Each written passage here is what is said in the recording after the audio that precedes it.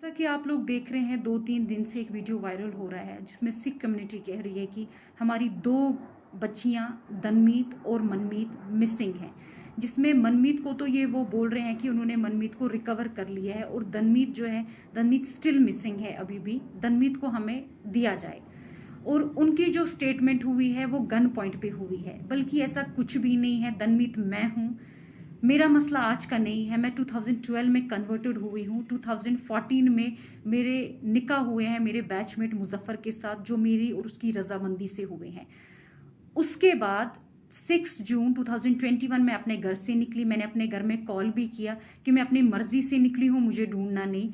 और with in 2 घंटे में पुलिस ने मुझे लोकेट कर दिया और सदर पुलिस स्टेशन बागात ले आए, जिसमें ऑलरेडी पूरी सिख कम्युनिटी और मेरी फैमिली वहां पर थी।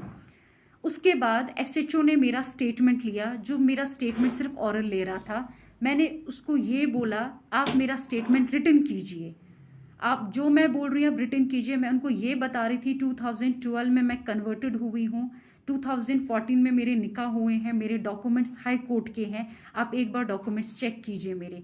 और इतना सब कुछ सुन के भी लड़के को लॉकअप में डाला गया था, उसके ऊपर एक्ट्स और चार्जेस लगा दिए गए थे। मैं उनको बार बार बोल रही थी कि मेरा 2012 में कन्वर्टेड हूँ मैं 29 ईयर ओल्ड गर्ल हूँ। मैं एक छोटी बच्ची आपने पकड़ के नहीं लाई कि आप मुझे मेरी फैमिली की ओर हैंड ओवर कर रहे हो। वो उन्होंने मेरी फैमिली को बिना कोई मेरी स्टेटमेंट रिटन किए हुए मेरी फैमिली को मुझे दे दिया। मैं बार बार उनसे ये कह रही थी कि प्लीज़ आप मेरे डॉक्यूमेंट्स देखिए। उन्होंने मेरे डॉक्यूमेंट्स चेक भी किए, स्टिल उन्होंने मेरी फैमिली को मुझे हैंड ओवर कर दिया। और उसके बाद ही नेक्स्ट डे 7 को मेरी फैमिली मुझे यहाँ से जम्मू ले गई। और जम्मू जाते ही क्या हुआ, जम्मू जाते ही वो लोग मुझे पंजाब ले गए। पंजाब में मेरे को अलग अलग फेडरेशंस मिलने आ रहे थे, वो मेरे को ब्रेन वॉश कर रहे थे। वो वहां पर मेरे को ये समझा रहे थे कि आप जो स्टेटमेंट है वो अगेंस्ट देना, लड़के के फेवर में नहीं देना। मैं वहां पर भी सबको यही बोल रही थी कि लड़के ने मेरे को कोई किडनैप नहीं किया है, मैं अपनी मर्जी से आई हुई हूँ। हमारे पास हाई कोर्ट के डॉक्यूमेंट्स है, आप वो देख सकते हो। लड़के के ऊपर जो भी एक्ट्स लगे हैं वो बेसलेस हैं, फॉल्स हैं, क्योंकि ये सब मेरी रजामंदी से हुआ है। हमारे जो डॉक्यूमेंट्स है वो हाई कोर्ट के डॉक्यूमेंट्स हैं। इतना सुनने के बाद भी उन्होंने मुझे कहा नहीं, ऐसा नहीं हो सकता है, हम आपको उनके पास वापस नहीं भेज सकते हैं। मैं उनको बार बार कहती थी आपने कोई 16 साल की बच्ची पकड़ के नहीं लाई है, मैं एक मैच्योर गर्ल हूँ, मैं एक एडुकेटेड गर्ल हूँ। इतना सुनने के बाद भी वो मुझे यही थ्रेटनिंग दे रहे थे कि अगर आपने ऐसा स्टेटमेंट वहां पर दे दिया जो स्टेटमेंट लड़के के फेवर में होगा, तो हमारे शूटर्स वहां पर बाहर आपका वेट कर रहे होंगे, आपको निकलते ही शूट कर दिया जाएगा, या तो वैसा नहीं अगर हम करेंगे एसिड अटैक तो आप पे हो जाएगा, या हम उनकी फैमिली पे एसिड अटैक कर देंगे। वो मुझे थ्रेटनिंग सीधे दे रहे थे मेरे फेस पे। उसके बावजूद भी मैंने उनको कोई वीडियो नहीं दिया। वो मुझे कह रहे थे आप हमें अपना वीडियो दीजिए, वो वीडियो हम कश्मीर में दे देंगे, कश्मीर का जज उस वीडियो पे अपनी जजमेंट दे देगा। लेकिन मैं उनको कह रही थी ठीक है, वीडियो तो मैं नहीं दूंगी। अगर मैं स्टेटमेंट दूंगी, मैं जज के सामने स्टेटमेंट दूंगी, मैं वहां पर ही दूंगी, क्योंकि सब मेरी रजामंदी से हुआ है। मैं किसी बेगुनाह को नहीं फंसा सकती, क्योंकि ये सब कुछ मेरी रजामंदी से हुआ है। जब मैं घर से निकली मैंने घर में कॉल भी किया कि मैं किडनैपिंग विडनैपिंग नहीं है, आप लोग मुझे ढूंढना नहीं, मैं अपनी मर्जी से निकली हुई हूँ। और उसके बाद भी उन लोगों ने मेरी बात नहीं सुनी। तो हम जम्मू आ गए, क्योंकि उन्होंने उनका जो प्लान था, जो उनका नेक्स्ट प्रोपागंडा वहां पर ये था कि लड़की को गोल्डन टेम्पल से बाहर निकालो, लड़की जैसे ही बाहर निकलती है हम इस पे कोई अटैक कर देंगे। मे बी वो कुछ भी हो सकता था, वो एक्सीडेंट भी हो सकता था, वो शूट भी हो सकता था। तो उसके बाद हम एक पोस्टमार्टम रिपोर्ट देंगे, जिस पोस्टमार्टम रिपोर्ट में हम ये मेंशन करेंगे कि एक सडन डेथ हुआ है, इस लड़की का हार्ट कोलैप्स हो गया है या इसको ब्रेन हेमेज हो गया है। हम जो भी करेंगे हम बिल्कुल साफ सुथरा करेंगे। हम इसको ये बता देंगे इस पे सिर्फ इसका एक सडन डेथ हुआ है, आप लोगों को कोई कभी किसी चीज में नहीं पकड़ सकता है। और ये चीज मैंने सुन ली थी। मैंने अपनी फैमिली को मॉर्निंग में इंसिस्ट किया हम यहाँ पर नहीं रहेंगे, चाहे कुछ भी हो जाए, मैं यहाँ सुसाइड कर लूंगी, हम यहाँ से निकल जाएंगे। हम यहाँ से निकलते हैं, ठीक है, जैसा आप बोलोगे जम्मू में मैं आपको ये स्टेटमेंट दे दूंगी, बट मैं पंजाब में ये स्टेटमेंट कभी भी नहीं दूंगी। और उसके बाद हम लोग जम्मू आ गए। जम्मू आते ही जैसे हम एक दिन रुके, नेक्स्ट मैं अपनी फैमिली के साथ 6 जून से लेके 25 जून तक थी। 25 जून को मॉर्निंग में मेरे फैमिली में कॉल आया कि हम कश्मीर पुलिस से हैं, हम गेट के बाहर हैं, आप आइए। तो मेरी फैमिली में 2 बंदे बाहर गए, वो उनसे मिले। वहाँ पर जम्मू जानीपुर की पुलिस भी थी, ये नहीं था कि वहाँ पर खाली कश्मीर पुलिस थी, वहाँ हमारे घर के साथ ही एक पुलिस स्टेशन है, उनकी पुलिस भी वहाँ पर थी। उसके बाद वो मेरे रूम में आए, उन्होंने मुझे बोला मैडम चलिए, हमारे पास हाई कोर्ट के ऑर्डर्स हैं। वो ऑर्डर हमने देखे और सीधे पहले मुझे जानीपुर पुलिस स्टेशन में ले गए।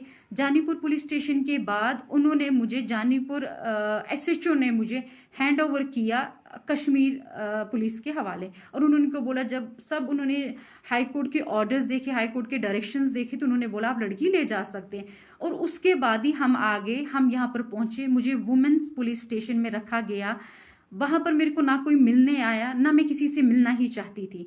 और नेक्स्ट डे ही मेरे को सदर पुलिस स्टेशन से पुलिस की गाड़ी आई जो मुझे कोर्ट ले गई।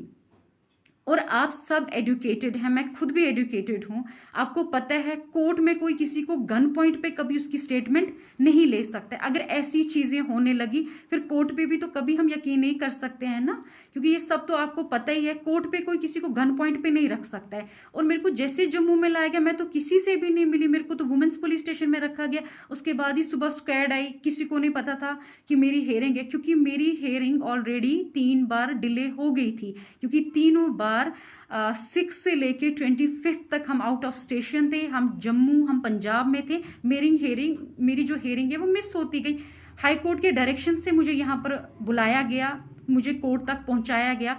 कोर्ट में जज साहिबा के सामने मैंने अपनी स्टेटमेंट दी, जिसमें मैंने उनको ये बताया है कि ये सब मेरी रजामंदी से हुआ है। मैं 2012 में कन्वर्टेड हूँ, 2014 में मेरे निकाह हुए हैं मेरे बैचमेट के साथ। उसके ऊपर जितने भी एक्ट्स एलिगेशंस हैं वो बेसलेस हैं, वो फॉल्स हैं, और उन्होंने मेरी स्टेटमेंट सारी रिटन रिकॉर्ड कर दी। तो आप सब भी ये जानते हैं कि अगर जज के सामने भी कोई किसी को गन पॉइंट पे रख सकता है तो हम तो किसी पे यकीन नहीं कर सकते हैं। आप सब तो जानते ही हैं ना, सबके फैमिली मेंबर्स, किसी का कोई कोर्ट में होगा, सब इसमें जानते हैं कि जज के सामने ये चीजें नहीं हो सकती हैं। अगर ये चीज होनी होती है तो पहले ही हो गई होती, फिर तो ये मुझे आराम से यहाँ पर ला सकते थे अगर मेरी स्टेटमेंट ऐसी होनी होती। और जज के सामने ऐसा कुछ भी नहीं होता है, ये आप सब वेल नोइंग और वेल अवेयर हैं। और मैं एक एजुकेटेड गर्ल हूँ, मेरे को पता है मेरे राइट्स क्या हैं क्या नहीं है। सो प्लीज आप इसको एक रिलीजन का मसला मत बनाइए, एक पॉलिटिकल इशू मत बनाइए, एक माइनॉरिटी किस्सा मत बनाइए, क्योंकि जो चीज अपनी रजामंदी से होती है उसको माइनॉरिटी में मत लाइए। क्योंकि मैं अपनी मर्जी से कन्वर्टेड हुई हूँ। और प्लीज मैं सबसे ये बोल रही हूँ कि ये 2 दिन और 3 दिन का मसला नहीं है, 2012 का मसला है। मेरे डॉक्यूमेंट्स पूरी सिख कम्युनिटी के पास है इस टाइम पर। मुझे समझ नहीं आ रहा है वो ये क्यों बोल रहे हैं गन पॉइंट पे रखा गया है। हम कोई छोटे बच्चे नहीं है, मैं कोई छोटी बच्ची नहीं हूं, मैं 28 ईयर्स ओल्ड गर्ल हूं। मेरे को कौन गन पॉइंट पे रख सकता है? ऐसा है कि ऐसा भी होने लगा, गन पॉइंट पे स्टेटमेंटें होने लगी, फिर तो मुझे लगता है हर एक स्टेटमेंट ऐसी होनी चाहिए। ऐसा कुछ भी नहीं है, मेरी हर स्टेटमेंट जो है वो मेरी रजामंदी से हुई है। मेरे को कोई दबाव किसी का नहीं था, किसी का भी मेरे को। इनफैक्ट अगर दबाव मुझे दिया गया वो मेरे को बाहर दिया गया कि अगर आप कश्मीर में आपने लड़के के फेवर में कोई भी स्टेटमेंट दी, हम आपको जिंदा नहीं रखेंगे, आप पे अटैक होने वाला है, उसकी फैमिली में होने वाला है, उसके ऊपर हो जाएगा, लड़के को हम कभी सेंट्रल जेल से नहीं निकलने देंगे। यहाँ पर तो वैसा मेरे को कोई थ्रेटनिंग नहीं था, मैंने तो फ्रीली अपनी सारी स्टेटमेंट यहाँ पर दी है।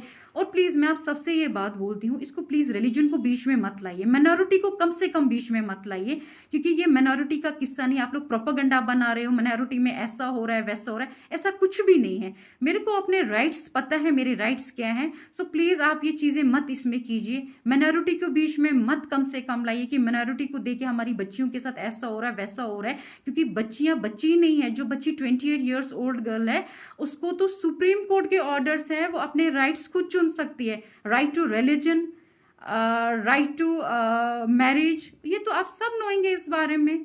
सो प्लीज रिलीजन के नाम पे ये दंगे फसाद मत करवाइए, ये डिमांड मत कीजिए वो मिसिंग है। मैं कोई मिसिंग नहीं हूं, मैं जहां पर हूं मैं अपनी मर्जी से हूं और मैं बहुत खुश हूं। सो प्लीज इसको रिलीजन का नाम और माइनॉरिटी का नाम मत बताइए। मैं कोई छोटी बच्ची नहीं हूं जिसको बोल कर ये करके ये चीज कराई जाए। फिर तो मैं अपनी फैमिली के साथ पूरा 25 डेज थी, जिसमें उन लोगों ने मेरी 3 हेयरिंग्स मिस हुई हैं यहाँ पर। और 4th हियरिंग में जब हाई कोर्ट के डायरेक्शन से तब मैं यहाँ पर पहुंची हुई हूँ। सो प्लीज़ आप इसको माइनॉरिटी का किस्सा मत बनाइए, इसको इतना बड़ा पॉलिटिकल इश्यू मत बनाइए। जो चीज़ अपनी रजामंदी से हुई है उस चीज़ को प्लीज़ आप लोग पॉलिटिकल इश्यू और रिलीजन इश्यू मत बनाइए। Okay, thank you. It's great to see you here. Thank you for watching our work. If you haven't subscribed yet, don't forget to click the bell icon and subscribe to Mojo Story and support independent, robust journalism.